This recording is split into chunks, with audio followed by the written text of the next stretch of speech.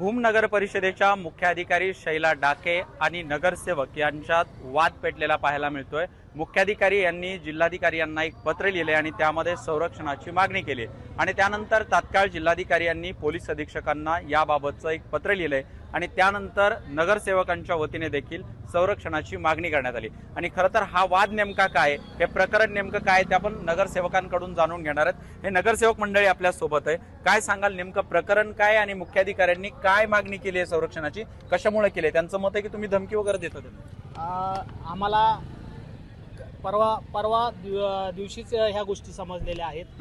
मुळातच मुख्याधिकारी या भूम नगरपालिकेत उपस्थित राहत नाहीत आणि मुख्याधिकाऱ्यांच्या विरोधात आम्ही प्रशासक काळात जो भ्रष्टाचार झालेला आहे तो भ्रष्टाचार उघडकीस करण्यासाठी आम्ही तक्रारी केलेल्या आहेत।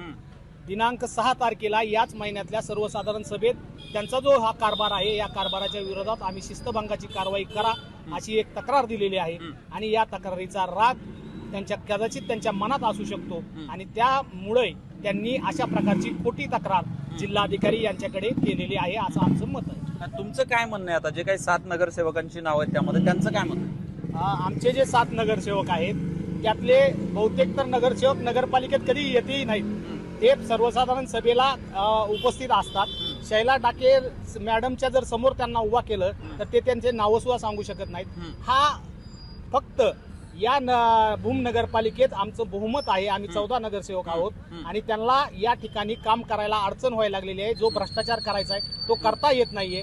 यासाठी त्यांनी आम्हा नगरसेवकांची तक्रार जिल्हाधिकारी साहेबांकडे करून आम्हाला अपात्र कसं करता येईल यासाठीचं एक षडयंत्र रचत असल्याचं यातून निदर्शनास येतं। हे षडयंत्र 100% हे षडयंत्र आहे आणि हे कुणाच तरी सांगण्यावरून ते करत आहेत असं आम्हाला वाटतं। कुणाच्या?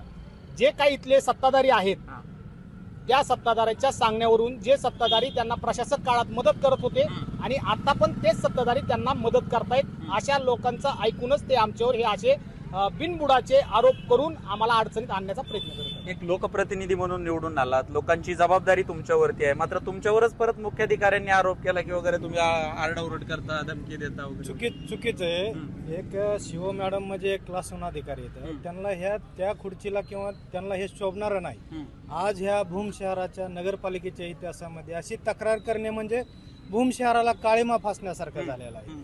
तर आम्ही जे तक्रारी कलेक्टर साहेबाकडे असो, सुप्रीम कोर्टात असो, हायकोर्टात असो, जे प्रकरण आम्ही दाखल केलेले ते प्रकरण पूर्ण दाबण्यासाठी किंवा आमची गळचेपी करून ते प्रकरण त्यांना गिळण्यासाठी हे सर्व चाललेलं अट्टास आहे। त्यामुळे आमच्यावर खोटे नाटे आरोप करून बिनबुडाचे आरोप करून हे तक्रार दाखल केलं तर त्याच्यामुळे त्यांना कुठलाही कार्यक्रम किंवा कुठलाही काहीच करता येणार। आम्ही 14 नगरसेवक निवडून आलेले आहेत आणि स्वीकृत एक असे मिळून आम्ही 15ची संख्या आहे। 15ची संख्या असल्यामुळे त्यांना अध्यक्षाला काहीच करता येत नाही म्हणून जाणून बुजून हे केलेला एक आमच्यावर आरोप आहे। तुम्ही सुद्धा मागणी केली जिल्हाधिकाऱ्यांकडे संरक्षण? हो, आमचे बी 7 नगरसेवक हे महिला आहेत जे आमच्या सभागृहात किंवा बैठकीत स्वीकृत नगरसेवक, माहितीच तो सांगतो, स्वीकृत नगरसेवक हे नगराध्यक्षाचे पती आहेत। आम्हाला काय तसं म्हणायचं नाही, बाकी महिलाच शेवटी महिलाचा आदर करणं हे आपल्या संस्कृतीमध्ये आहे। त्या संस्कृतीला आम्ही कधीही काळीमा फासून देणार नाहीत। शिव मॅडम पण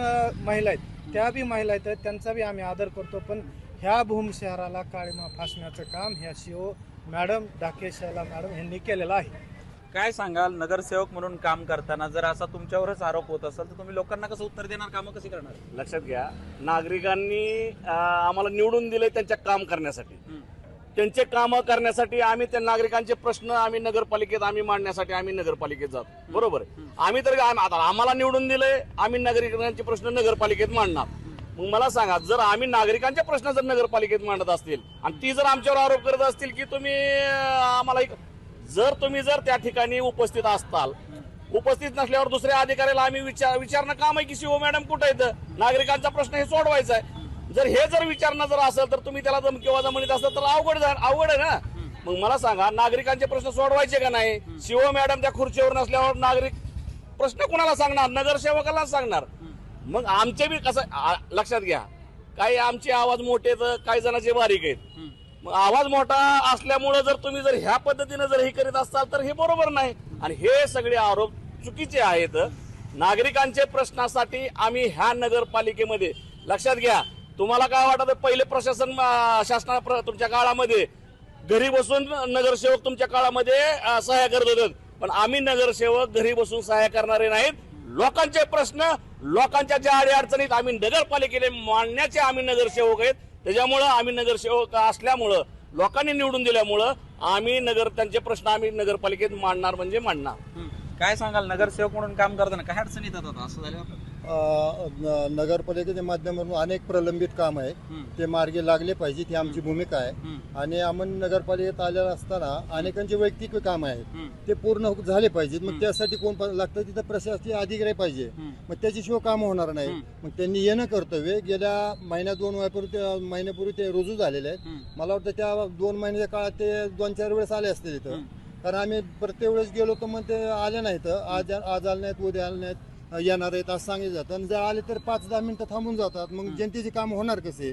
आणि या प्रशासन काळामध्ये जे काही भ्रष्टाचार झाला असेल, अनियमितता झाली कामात, त्या कामाबद्दल आम्ही मान्य जिल्हाधिकारी कार्यालयाकडे मागणी केली, तक्रारी केल्या. काय प्रलंबित कामाचे म्हणजे मार्गी लावते ते मागणी केली, पण त्या ठिकाणून मागणी करून काम पुढे सरकं नाही ते कामं. आणि ह्या कामाचं मान्य विधान परिषदेत मान्य दानवे साहेबांनी हा प्रश्न उपस्थित केला होता. ह्या सगळ्या गोष्टी जास्त वाढायला कदाचित त्यांना वाटलं असेल की हा भ्रष्टाचार आता जास्त उघड, म्हणून त्यांनी प्रोटेक्शनची मागणी केली असेल. वास्तविक पाहता आम्ही हे गोष्ट मागणी करत असताना आम्हालाच प्रोटेक्शनची गरज आहे ही त्या प्रशासनाने ध्यानात घेतलं तुम्हाला पाहिजे. प्रोटेक्शनची गरज आहे. मग आम्ही जर असं भ्रष्टाचाराचे उघडे मागणी करीत असू भ्रष्टाचार, तर प्रोटेक्शन आम्हालाच पाहिजे ना.